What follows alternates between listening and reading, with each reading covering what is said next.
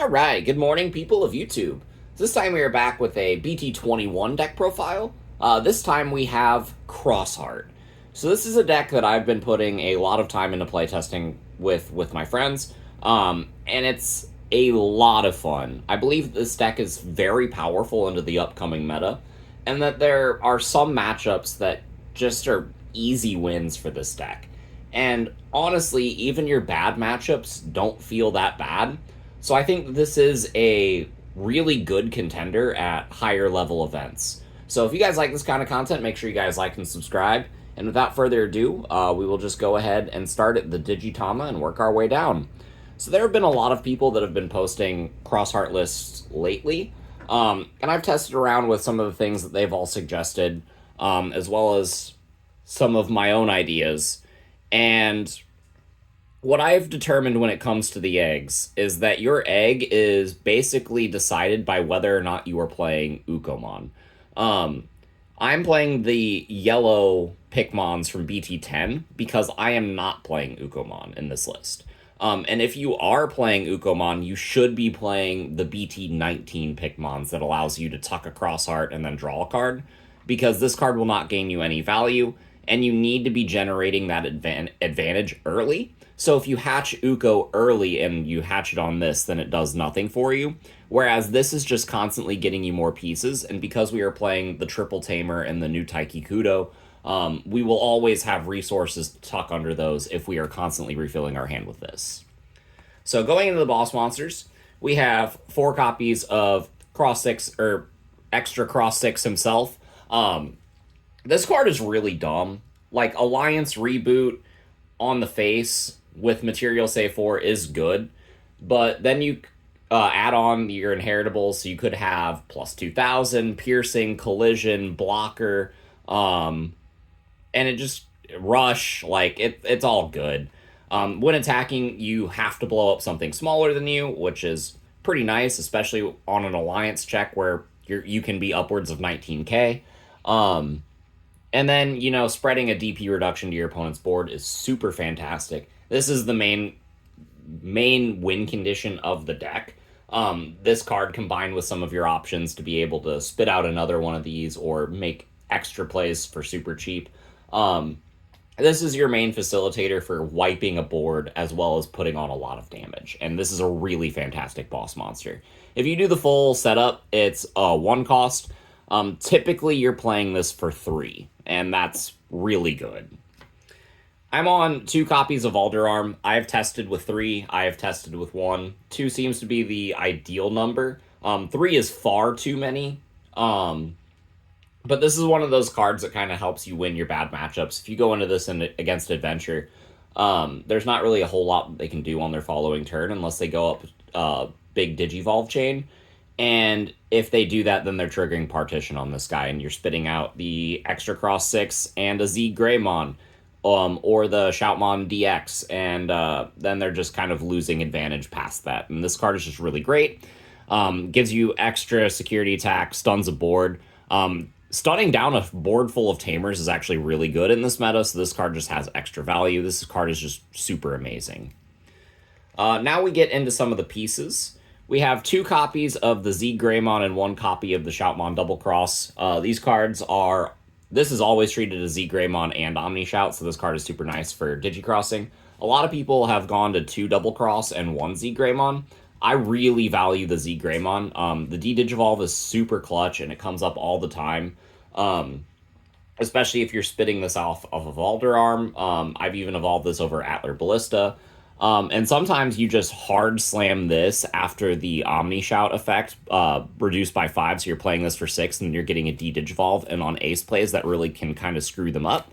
So I really do value the 2 of this, and then just the 1 double cross. Having an extra big crossbody to close games out with, or to spit out off of Omnishout, is really good. It blows things up, security attack up is great. And also, there are times that you will Digivolve this on a 5, and then if this goes down, then you get to tuck all of those sources under your Tamers. So you're not losing anything by Digivolving into this. So, yeah, these are good cards. 3 of these pieces. I'm playing 4 copies of the new Omnishoutmon and none of the old one. And there is a very good reason for this.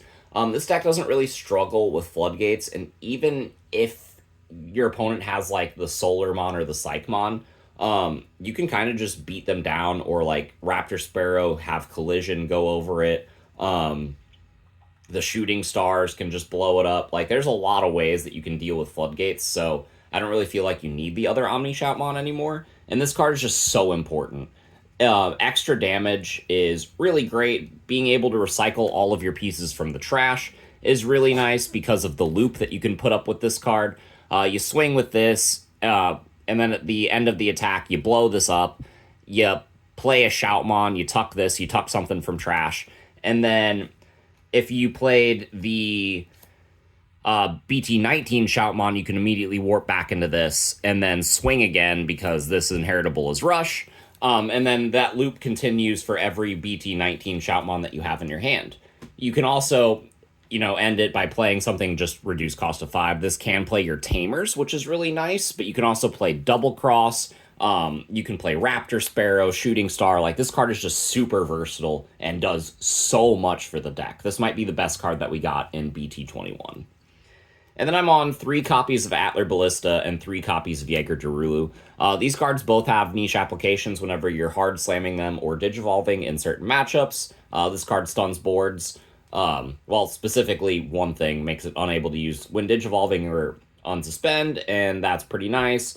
And Atler is pretty cool because you can make it so that you can't be returned to hand or deck, and you get even bigger.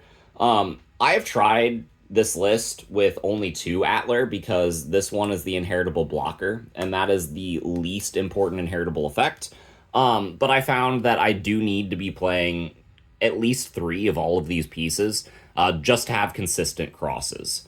You don't really ever want to be paying 5 or 7 for extra cross 6 if you don't have to. And these cards kind of help with that at being at the number that they are. I'm playing 3 copies of Shooting Star. 4 is too clunky, but this isn't one of your cross components, but this is kind of an extra avenue to get more aggression and the extra alliance swings off of the extra cross 6, which is really great. This is your floodgate removal. This card helps control boards, and it's just super fantastic. And then the last level 4 in the deck is going to be the 4 copies of the Raptor Sparrowmon. Big search. Collision is great. As an inheritable, like, this card is just super fantastic. We can evolve the new Shoutmon into this for 1, or we can evolve this with our Sparrowmon with its effect, and that's really great. Or we can just, slam this if we're bricked up and then just unbrick ourselves. This card is just super versatile, and it has a lot of applications for the deck, and I would not play any less than 4. So going on to the rookies, I'm playing a pretty low number. I got 4 copies of the new BT21 Shoutmon. Being able to reduce the cost of Evo and Raptor Sparrow is great. 4 copies of the BT19 Shoutmon because of that warp into Omnishout. You can start some pretty nasty combos with this. It's just a fantastic card. And then I'm on 2 copies of Sparrowmon. I've seen a lot of people make arguments to cut this card, and I have tried doing that for like the Uko package, for the Starmons package. And what I have found is that just ultimately makes the deck less consistent. Having more ways to funnel into a Raptor Sparrow in the early to mid game is really good.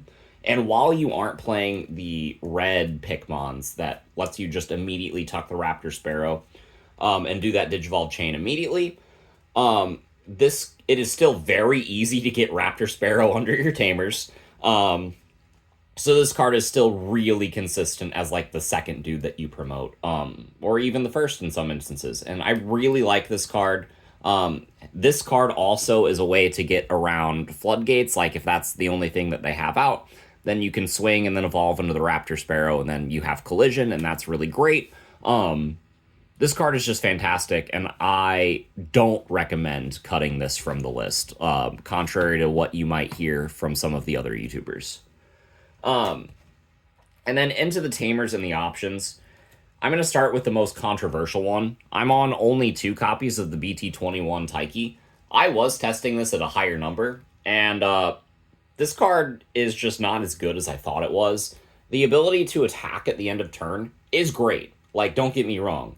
But you don't need multiple of these set up in order to do that. I would much rather have multiple of some of the other Tamer setups. So that way I always have access to cross components. And this card, that's the big thing. This card does not allow you to access the cards under your Tamers for a cross. So if this is your only Tamer in play, you're kind of dead in the water. But you're still gaining a bunch of resources with its start of main effect. Like, this is still a very good effect to play. I wanted this list whenever I was first building this deck to look like playing 4 of this and 4 of the triple Tamer. So that way I was just constantly accruing resources. But the way that I feel like I landed on this deck is much more consistent. This is a fantastic card, and you do need this at least 2 copies. But I wouldn't bump it up past that because there are better consistency pieces for the deck. And since this deck needs so many pieces, consistency is something that I very much value. Speaking of the triple Tamer, I am still on 4 of this card. This is the best card in my deck that I feel like I want to open with. Getting a rookie in the back plus this is great. You're just getting your setup started that way and just getting the ball rolling. It's super good. And yeah, being able to cross with your Tamer sources is just the name of the game.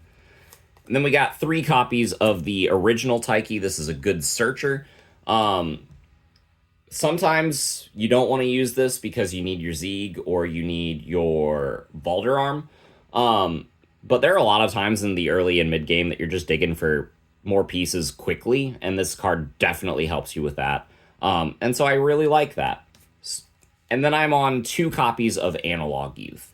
I see a lot of people not playing this in Cross, and they're playing like 4 copies of this and an extra copy of this. I highly recommend that you test Analog Youth. Whenever you're doing your Omnishoutmon combo, that plus Analog Youth will just generate you a bunch of free resources, and it's really nice. Not only that, but this is a cheap way to kind of like round out the cost for your Tamers, like to make your turns a little bit more optimal with your memory. But it also serves a purpose of being able to get your Valderarm, being able to get your Z Greymon, and especially if you're activating this in the early to mid game, putting the cards in the trash is not a bad thing because the Omnishoutmon can just loop them from the trash back under your Tamers. So in a way, this card does help accelerate you more than the Taiki would in some instances, which is why I'm kind of on a full house split between my Taikis and my Analog Youth. I really, really like this 3-2 ratio, and it's been doing wonders for me in my consistency. But yeah, that's it for the Tamers. I really like this package. It gives me 7 Tamers that allow me to cross with cards from under them. 2 things that allow me to get end of turn attacks, and then 5 consistency pieces. And I think that that's a very solid ratio for this deck. And then going into the last couple cards that are just too powerful not to include, we have 2 copies of Can't Turn My Back and 1 copy of Meteor Rock Soul. So I was a huge believer of Meteor Rock Soul in the past format, and I still am. This is a very broken card with multiple applications. It's just so good. Being able to pull a Shoutmon back and warp into Omnishout, being able to get the double unsuspend and then swing for game. Even just niche situations where you're just pulling out weird things from under your sources and then just making plays off of those. This card is very good. I didn't have room in this deck to play 4 options, and I was testing 2 of this and 2 Can't Turn My Back, and I opened a lot of hands where it was just like the new Taiki, 2 options, a Valderarm, and then like an EX6, and I couldn't do anything.